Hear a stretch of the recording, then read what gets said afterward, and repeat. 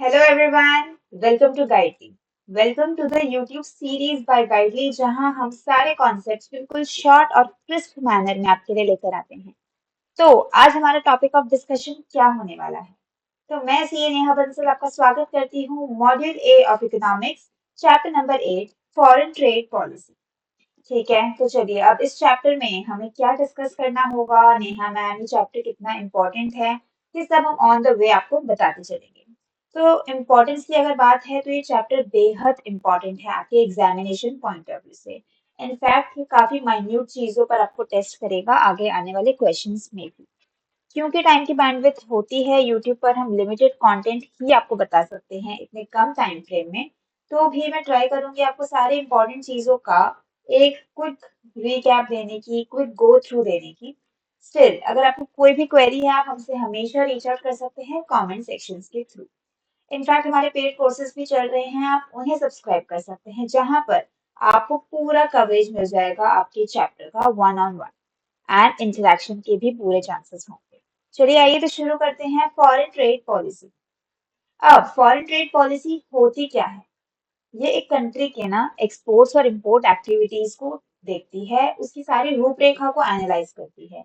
Country कितना export कर रही है, कितना इंपोर्ट कर रही है, उससे ये पता चलता है कि उसके फॉरेन एक्सचेंज की क्या पोजीशन हो सकती है। क्योंकि इकोनॉमिक स्ट्रेटजी के लिए ये बहुत इंपॉर्टेंट पॉइंट होता है।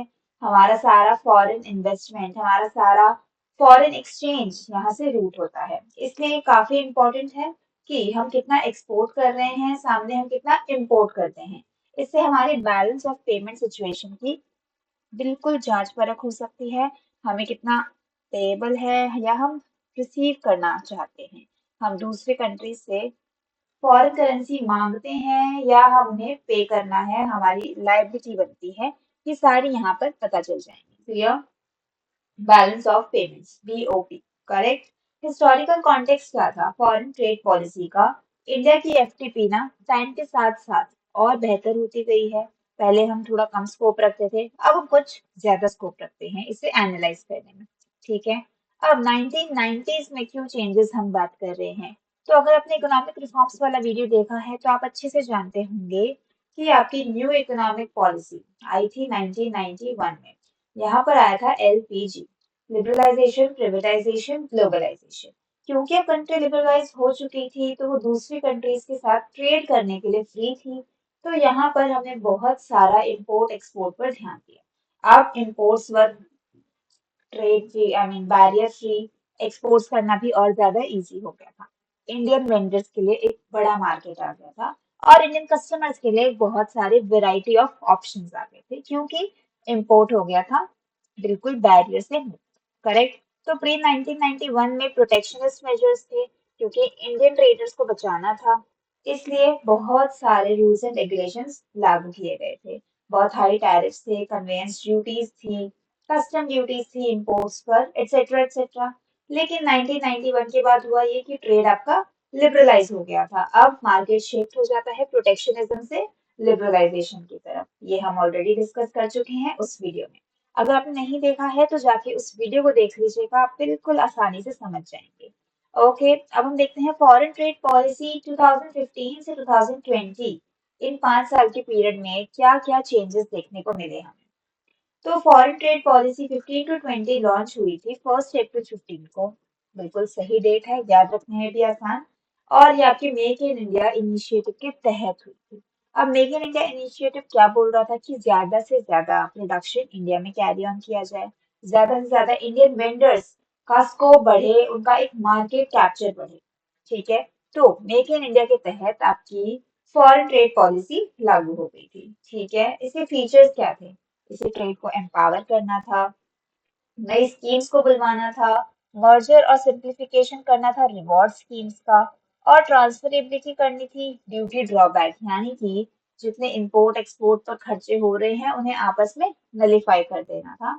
और स्टेटस होल्डर्स थे कुछ, यानी कि कुछ ऐसे बिजनेस लीडर्स थे जिन्होंने इंटरनेशनल ट्रेड पर ज्यादा फोकस करके इंडिया के ट्रेड को कहीं से कहीं पहुंचा दिया।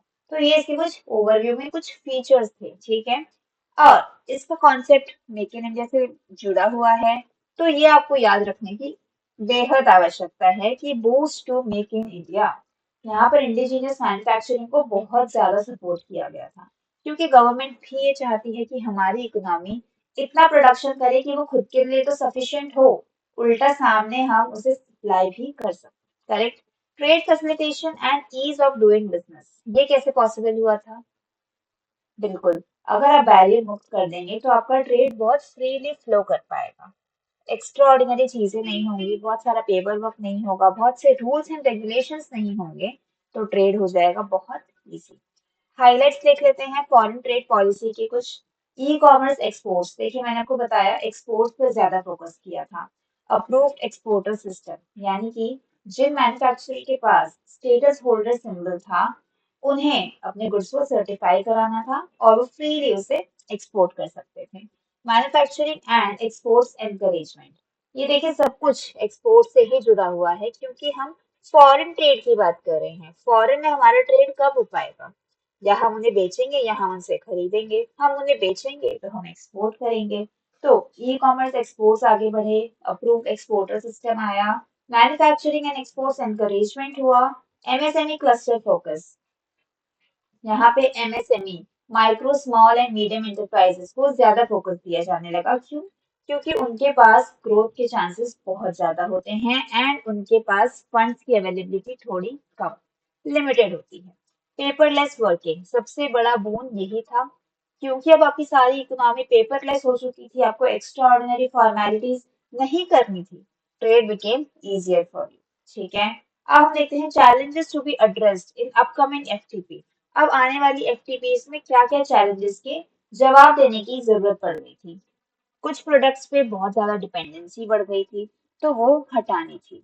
Promoting state level export efficiency, यानी कि हर स्टेट इक्विवेलेंट हो, हर स्टेट आगे हो, कोई एक स्टेट एक्सपोर्ट करता रहे और बाकी स्टेट्स पीछे छूट जाएं, ये हम कभी नहीं चाहते थे।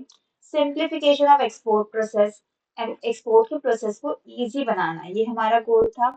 अडेप्टिंग टू ग्लोबल चेंजेस, किस तरह से आप ग्लोबल इकोनॉमी में होने वाली चेंजेस से खुद को अडेप्ट करेंगे।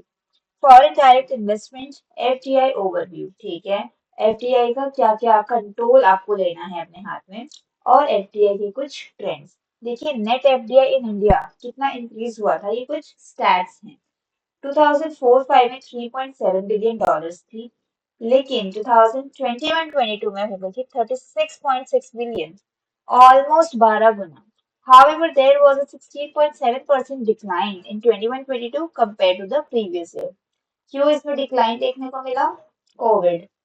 ठीक है। अब ऐसे कुछ फिगर्स हैं इस चैप्टर में जिन पर आपको ध्यान देना होगा क्योंकि एग्जामिनर आपको हमेशा फिगर्स पर ही टेस्ट करेंगे। ठीक है। तो मैं ये नहीं कह पाऊंगी कि आप इन सब चीजों को बाय हार्ट कर लीजिए, लेकिन अगर आप एक टॉपिक में कोई एक चीज को इग्नोर कर रहे हैं, प्लीज मेक श्योर कि आप बदले में कुछ ऐसा याद करें जिसमें आपके मार्क्स बिल्कुल सेफ। ठीक है। और अगर ये भी याद रह जाता है तो सोने पे सुहागा। Routes of FDI in India, अब इंडिया में एफडीआई कहाँ कहाँ से आ सकता है? ऑटोमेटिक रूट होता है और एक गवर्नमेंट रूट होता है। ऑटोमेटिक रूट बोलता है कि आपको प्रायर गवर्नमेंट अप्रूवल नहीं लेना, आरबीआई अप्रूवल नहीं लेना। इंडियन फर्म को खाली एफडीआई रिपोर्ट करनी है कि उसे कितना इन्वेस्टमेंट मिला और शेयर्स इशू कर देने हैं अकॉर्डिंगली जो उसमें इन्वेस्ट कर रहा है। लेकिन गवर्नमेंट रूट बोलता है कि जो ऑटोमेटिक रूट में कवर नहीं हो रही हैं वो सारी जगहों पर आपको अप्रूवल लेनी पड़ेगी गवर्नमेंट से। Clear? Proposals reviewed by relevant ministry, अब जिस मिनिस्ट्री में ये एफडीआई आ रहा है तो उस मिनिस्ट्री से आपको अप्रूवल लेना पड़ेगा, और अगर 5,000 करोड़ रुपए से ज्यादा होगा तो आपको उसकी क्लियरेंस करानी पड़ेगी cabinet committee on economic affairs. और यहाँ पर गवर्नमेंट रूट का एग्जाम्पल है Pakistan. FDI from Pakistan is subject to government route. Clear? Sector wise FDI के कुछ रूल्स और लिमिट्स हैं कि कौन कौन से सेक्टर में कितना एफडीआई अलाउड है और ऑटोमेटिक है या गवर्नमेंट रूट है। तो यहाँ पर मैं आपको एक एक नहीं बता पाऊंगी, बट आपको ये पीडीएफ मिल जाएगा हमारे टेलीग्राम चैनल पे। उस पर आप इजीली इसे पढ़ सकते हैं और इसे याद भी कर सकते हैं क्योंकि ये टेबल थोड़ी बड़ी है, थोड़ी लंबी है, आपको थोड़ी सी मेहनत यहाँ करनी होगी। ठीक है, तो इसको मैं आपको सिर्फ डिस्प्ले कर देती हूँ, चाहिए तो आप इसका स्क्रीनशॉट ले सकते हैं, बट PDF फॉर्म में ही आपको मिल जाएगा हमारे टेलीग्राम ग्रुप पर। ओके, जैसे देखिए फॉर एग्जांपल मैं आपको बता देती हूँ, यहाँ पर एग्रीकल्चर सेक्टर में 100% एफडीआई अलाउड है और ऑटोमेटिक रूप से अलाउड है। क्लियर। डिफेंस में 100% एफडीआई अलाउड है, लेकिन 74% ऑटोमेटिक रूट के थ्रू आएगी और 100% तक गवर्नमेंट रूट अगर in access to modern technology. Clear. Broadcasting services में इतना ही एफडीआई अलाउड है, वो भी गवर्नमेंट रूट से, not automatic route. Print media में सिर्फ इतना अलाउड है, वो भी ओनली थ्रू गवर्नमेंट रूट। ये आपको याद रखने होंगे इसी तरह से। ओके, प्लीज इसका स्क्रीनशॉट ले लीजिए अगर आपको चाहिए तो। क्लियर। अब हम देखते हैं टाइप्स ऑफ एफटीआई। इंडिया में कितनी टाइप्स की एफटीआई आपको देखने को मिल सकती हैं? एक है आपका ग्रीन फील्ड एफटीआई, एक है ब्राउन फील्ड एफटीआई और एक है joint venture. Green field FTI क्या होता है? यहाँ पर एक पैरेंट कॉर्पोरेशन होगा जो अपनी नई सब्सिडियरी एस्टैब्लिश करता है।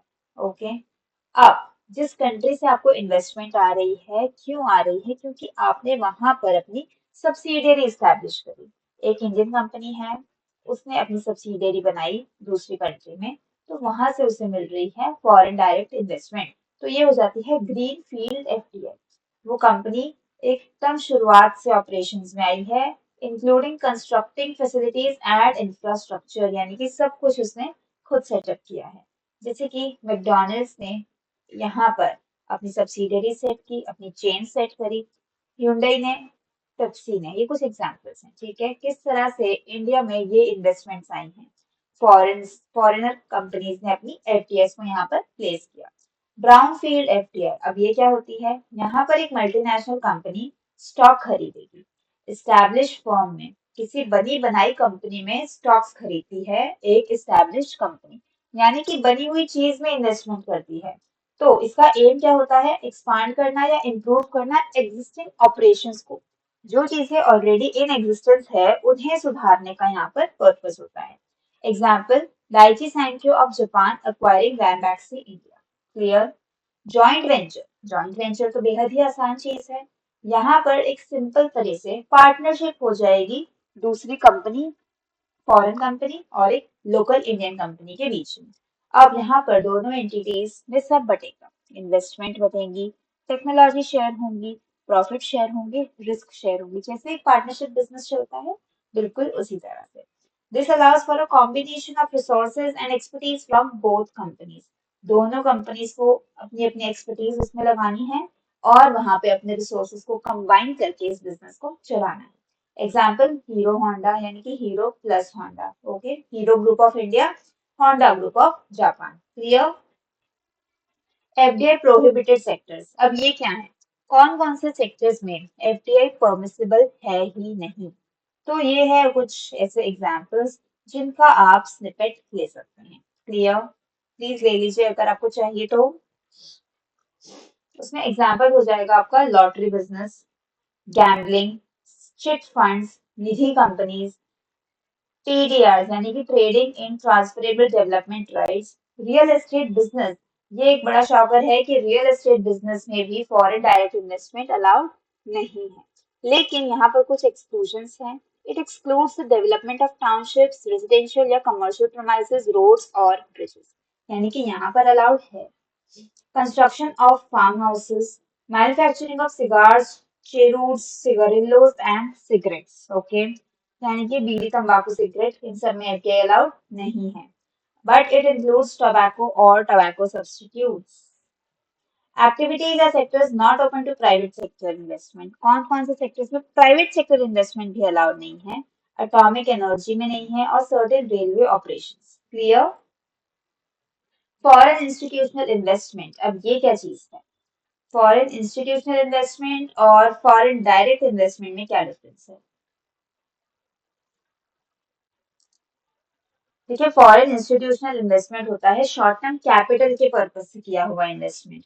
किसी भी कंट्री की फाइनेंशियल मार्केट में अगर फॉरेन इन्वेस्टर्स एंटर हो जाते हैं तब वो हो जाता है फॉरेन इंस्टीट्यूशनल इन्वेस्टमेंट। अब ये इन्वेस्टमेंट्स हो सकते हैं रिस्की हो, वॉलेटाइल हो, जिन्हें मार्केट के ऊपर नीचे होने से बहुत ज्यादा फर्क पड़े। इसमें रिस्क होगा आपकी कैपिटल का जो आपने इन्वेस्ट किया है, यानी कि कोई भी अगर इन्वेस्टिंग कंट्री में कोई भी पॉलिटिकल टर्मोइल आता है तो आपकी इन्वेस्टमेंट्स वहां खतरे में पड़ सकती हैं। क्लियर? एंटिटीज क्या क्या इन्वॉल्व होती हैं फॉरेन इंस्टीट्यूशनल इन्वेस्टमेंट में? जो भी कंपनीज आउटसाइड इंडिया हैं जो इंडियन कंपनीज में इन्वेस्ट कर रही हैं, okay. And secondary capital markets में इंडियन कंपनीज की सेकेंडरी कैपिटल मार्केट्स में जो फॉरेन कंपनीज इन्वेस्ट करती हैं वो हो जाती हैं यहाँ की entities. They are registered with SEBI, securities and exchange board of India, यानी कि सेबी उसे गवर्न करेगा। इम्पैक्ट क्या होता है यहाँ पे कि फॉरेन इंस्टीट्यूशनल इन्वेस्टमेंट या फॉरेन पोर्टफोलियो इन्वेस्टमेंट ये सिग्निफिकेंट ड्राइवर है इंडिया के फाइनेंशियल मार्केट के। इंडिया की मार्केट चलती है इनकी टर्म्स एंड कंडीशंस, इनके एक्ट्स पर। हाउएवर उनकी इन्वॉल्वमेंट होने से यहाँ पे हमें देखनी पड़ सकती है कुछ फ्लक्चुएशंस, जैसे कि हमने 21-22 में देखी थी, जहाँ पे net foreign portfolio investment negative में चला गया था due to COVID compare to net inflow of $36.14 billion in the previous year. यानी उससे पहले साल में आया था इतना पॉजिटिव और उस साल में हो गया था इतना नेगेटिव। कंट्रीब्यूटिंग फैक्टर्स क्या थे इसके? कोविड-19, रशिया यूक्रेन का कॉन्फ्लिक्ट और कुछ जियोपॉलिटिकल इंस्टेबिलिटी। ठीक है, तो इन सारी चीजों की वजह से आपके फॉरेन इन्वेस्टमेंट को बहुत फर्क पड़ जाता है यहाँ पर। क्लियर? अब हम देखते हैं एफडीआई और एफआईआई में क्या फर्क है। फॉरेन डायरेक्ट इन्वेस्टमेंट क्या होती है, फॉरेन इंस्टीट्यूशनल इन्वेस्टमेंट क्या होती है। आप चाहें तो इसका स्क्रीनशॉट भी ले सकते हैं। देखिए, फॉरेन डायरेक्ट इन्वेस्टमेंट होती है जहां पे डायरेक्टली इन्वेस्टमेंट किया जाएगा आपकी प्रोडक्शन एक्टिविटीज में, यानी कि मशीन में कर दिया, फैक्ट्री में कर दिया, इंफ्रास्ट्रक्चर में कर दिया। लेकिन फॉरेन इंस्टीट्यूशनल इन्वेस्टमेंट में आपके फाइनेंशियल असेट्स में इन्वेस्टमेंट होगा, स्टॉक्स में, बॉन्ड्स में, हेज फंड्स में। ठीक है, इन्वेस्टमेंट हॉराइजन क्या है? एफडीआई का लॉन्ग टर्म रहता है। अगला अगर आपके बिजनेस में इन्वेस्ट कर रहा है तो वो थोड़े पीरियड के लिए तो नहीं करेगा, लॉन्ग टर्म के लिए करेगा। और F I I generally short term होता है, जैसे कि शेयर मार्केट में अगर आप जानते हो तो आप वहाँ पे वोलेटिलिटी के हिसाब से ट्रेड करते हैं। मार्केट कम हुआ तो इन्वेस्ट कर दिया, मार्केट बढ़ा तो विड्रॉ कर लिया। Clear? Contribution to GDP, FDI directly contribute करता है जीडीपी में क्योंकि वो सारे ऐसे फैक्टर्स को टारगेट करता है। लेकिन एफआईआई इनडायरेक्टली करता है क्योंकि वो प्रोडक्शन एक्टिविटी से जुड़ा हुआ नहीं है। लेकिन इसके प्रॉफिट और लॉसेस से बहुत फर्क पड़ता है हमारे जीडीपी पे। स्टेबिलिटी, क्या कौन सी चीज आपको स्टेबल दिखती है यहाँ पर? एफडीआई ज्यादा स्टेबल होता है क्योंकि यहाँ पे कम रिस्क है, लेकिन एफआईआई वॉलेटाइल है, बिल्कुल शेयर मार्केट की तरह, और यहाँ पर हायर रिस्क है। डिपेंडेंस फैक्टर्स क्या है? एफडीआई डिपेंड करता है बड़े फैक्टर्स पे, मैक्रो इकोनॉमिक कंडीशंस पे, पॉलिटिकल स्टेबिलिटी पे और इकोनॉमिक पॉलिसीज पर। लेकिन एफआईआई डिपेंड करता है ग्लोबल आर्बिट्रेज अपॉर्चुनिटीज, यानी कि शेयर मार्केट से जुड़ी हुई टर्म्स, हेज, कौन सी चीज में इन्वेस्टमेंट कितने टाइम के लिए सुटेबल है, कितनी सक्सेसफुल हो सकती है, ऐसी सारी चीजों पर ये डिपेंड करता है। और लास्ट पॉइंट, एफडीआई में किस टाइप के इन्वेस्टमेंट देख सकते हैं? Green field, brown field, joint ventures, ये सब एफटीआई थे। लेकिन एफआईआई में हॉट मनी बोला जाता है। FII is often refer to as hot money. इसमें क्योंकि इन्वेस्टमेंट्स बहुत शॉर्ट टर्म के लिए हैं और बहुत वॉलेटाइल है, ऐसे आया तो आया, नहीं आया तो नहीं आया, और डूब भी सकता है। लेकिन एफडीआई ये थोड़ा स्टेबल ज्यादा रहता है, ये ज्यादा चेंजेस में नहीं जाता है, इस तरह से वर्क करता है। क्लियर? अब हम देखते हैं इकोनॉमिक डेवलपमेंट और इकोनॉमिक ग्रोथ में क्या डिफरेंस है। देखिए, इकोनॉमिक डेवलपमेंट होता है एक बड़ा कॉन्सेप्ट, पूरे आपकी नेशन की ग्रोथ से जुड़ा हुआ है ये, कि आपने अपनी अपनी मटेरियल वेलबींग के लिए क्या किया, आपने अपनी सोसाइटी के लिए क्या चेंज किया। ठीक है, इसका पर्पस सिर्फ इकोनॉमिक इनकम ग्रोथ से जुड़ा हुआ नहीं है, इसमें अदर फैक्टर्स भी इंक्लूडेड हैं। सोशल फैक्टर्स हो गए, आपके कल्चरल फैक्टर्स हो गए, पॉलिटिकल फैक्टर्स हो गए, ये सब कुछ। ठीक है, इकोनॉमिक ग्रोथ का मतलब होता है रियल इनकम से, यानी कि अल्टीमेटली इनकम को जो टारगेट करता है वो है इकोनॉमिक ग्रोथ, और अदर फैक्टर्स को जो देखता है वो हो जाता है इकोनॉमिक डेवलपमेंट। क्लियर? स्कोप क्या है इसका? क्या हम सीधा इस स्लाइड पर आ सकते हैं की डिफरेंसेस वाली स्लाइड पर? आपको सिर्फ दोनों समझ आ जाएंगे। तो इकोनॉमिक ग्रोथ का फोकस होता है increasing the quantity of goods and services produced, लेकिन इकोनॉमिक डेवलपमेंट बोलता है ओवरऑल इम्प्रूवमेंट। क्लियर? हमने देखा कि इकोनॉमिक ग्रोथ को है फर्क पड़ता नेशनल इनकम से, पर कैपिटा इनकम से। इकोनॉमिक डेवलपमेंट को पड़ता है अदर फैक्टर से, all other factors. Clear? Dimension क्या है? देखिए, इकोनॉमिक ग्रोथ सिंगल डायमेंशनल है, उसका कॉन्सेंट्रेशन होता है इनकम पे ही। लेकिन इकोनॉमिक डेवलपमेंट एक बड़ा स्कोप है, मल्टी डायमेंशनल है, और ये इकोनॉमिक प्लस सोशल दोनों फैक्टर्स को कैलकुलेट करता है। इंडिकेटर्स क्या हैं? इकोनॉमिक ग्रोथ मेजर होती है जीडीपी, ग्रॉस नेशनल इनकम, इन फैक्टर्स के साथ। लेकिन इकोनॉमिक डेवलपमेंट यूज करता है आपका human development index, global development index और PQLI। ठीक है? रेलेवेंस क्या है? Economic growth is more pertinent in developed countries. देखिए, इकोनॉमिक ग्रोथ, अगर आपकी कंट्री डेवलप्ड है ना, तो वो इन सब चीजों पर ज्यादा फोकस कर सकती है। लेकिन आप अगर डेवलपिंग कंट्री में हैं तो उसका फोकस सिर्फ पर कैपिटा इनकम, सिर्फ जीडीपी पर नहीं, बल्कि बहुत से सोशल फैक्टर्स पर भी होता है। While economic development is crucial for developing nations to improve quality of life, हमें यहाँ पर अपने लोगों की लाइफ की क्वालिटी को इम्प्रूव करना है। क्लियर? आई होप मैं अपना पॉइंट बिल्कुल राइटली आप तक कन्वे कर पा रही हूँ। ठीक है? अब आप पूछेंगे ये PQLI क्या है? पूछिए। राइट। PQLI होता है physical quality of life index. ये सारे ऐसे इंडाइसेस हैं जो कि आपकी लाइफ एक्सपेक्टेंसी, आपके लिविंग स्टैंडर्ड्स, उन सबको टारगेट करते हैं। Just a second.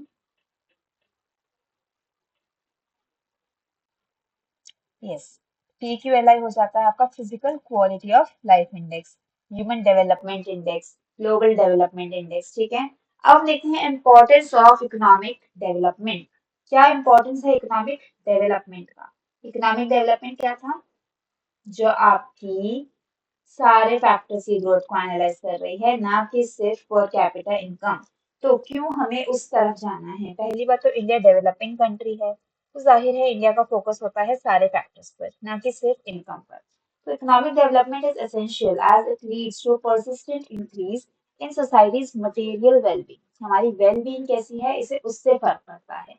It ensures not only income growth. देखिए, अगर सिर्फ इनकम ग्रोथ होती तो ये इकोनॉमिक ग्रोथ होता, लेकिन ये है economic development, but also structural changes that enhance the quality of life. इससे हमारी वेलफेयर, हमारे डेवलपमेंट इंडेक्स, हमारी लाइफ एक्सपेक्टेंसी, इन सब से भी फर्क पड़ता है। क्लियर? तो qualitative indicators like human development index and gender related indexes are vital for assessing true economic development. Economic development को पता लगाने के लिए आपको चाहिए बहुत से अलग इंडिकेटर्स, जो हो जाते हैं आपके ह्यूमन डेवलपमेंट इंडेक्स। क्लियर? हमने रैप अप कर लिया है इस लंबे से टॉपिक को बहुत ही शॉर्टर मैनर में। आई होप मैं आप तक कन्वे कर पाई हूँ। अब हम बढ़ते हैं कुछ Q&A की तरफ। लेट्स ट्राई, अगर आप उसे आंसर कर पाते हैं, और घबराइएगा नहीं अगर आप नहीं भी कर पाते हैं, तो क्योंकि यहाँ पर बहुत सारी फिगर्स जुड़ी हुई हैं जो आपको अगर एक बार रीडिंग देंगे तो समझ आने लगेंगी।